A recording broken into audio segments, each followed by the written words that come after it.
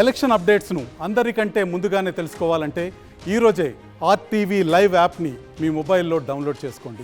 రాష్ట్రంలో జగన్మోహన్ రెడ్డి అనేటటువంటి ఒక అరాచకవాది ప్రభుత్వాన్ని జగన్మోహన్ రెడ్డి ఏదైతే విధ్వంసంతో పరిపాలన ప్రారంభించి రాష్ట్రంలో ఉన్నటువంటి అన్ని వ్యవస్థల్ని, అన్ని రాజ్యాంగ వ్యవస్థల్ని, సంస్థల్ని సర్వనాశనం చేశాడో అదే ప్రతీకారంతో ఈ రాష్ట్రంలో ఉన్నటువంటి ఆంధ్ర ప్రజానీకం అందరూ కూడా జగన్మోహన్ రెడ్డి అనేటటువంటి అరాచకవాదిని, ఆ రాజకీయ పార్టీని, వైఎస్ఆర్సీపీ పార్టీని కూడా అంతమొందించాలనే ఓటనే ఆయుధంతో ఈరోజు ఈ భారీ స్థాయిలో కూటమికి అధికారాన్ని కట్టబెట్టారు. విధ్వంసానికి ప్రతీకారమే ఈ రోజు జగన్మోహన్ రెడ్డి పార్టీ పైన ఇచ్చినటువంటి తీర్పు.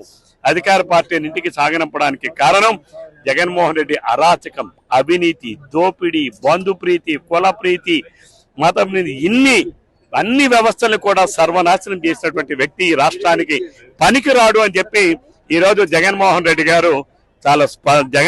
గారికి చాలా స్పష్టంగా ఆంధ్ర రాష్ట్ర ప్రధానికం తీర్పిచ్చారు. ఈ రోజు నేను ఎప్పుడో చెప్పాను జగన్మోహన్ రెడ్డికి సింగిల్ డిజిట్ వస్తుందని. ఈ రోజు ప్రజలకు రుజువు చేశారు. జగన్మోహన్ రెడ్డి పార్టీ 2024 తర్వాత ఆంధ్రప్రదేశ్ రాష్ట్రంలో అంతరించిపోతుందని చెప్పాను.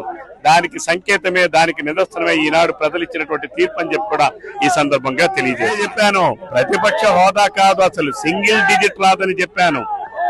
సింగిల్ డిజిట్ కూడా రావడానికి జగన్మోహన్ రెడ్డికి అవకాశం లేదు. ఎందుకంటే ఈ రాష్ట్రంలో ఏ వ్యవస్థల్ని, అన్ని వ్యవస్థల్ని కూడా సర్వనాశనం చేసినటువంటి వ్యక్తికి ఏ రకంగా ప్రతిపక్ష హోదా వస్తుంది?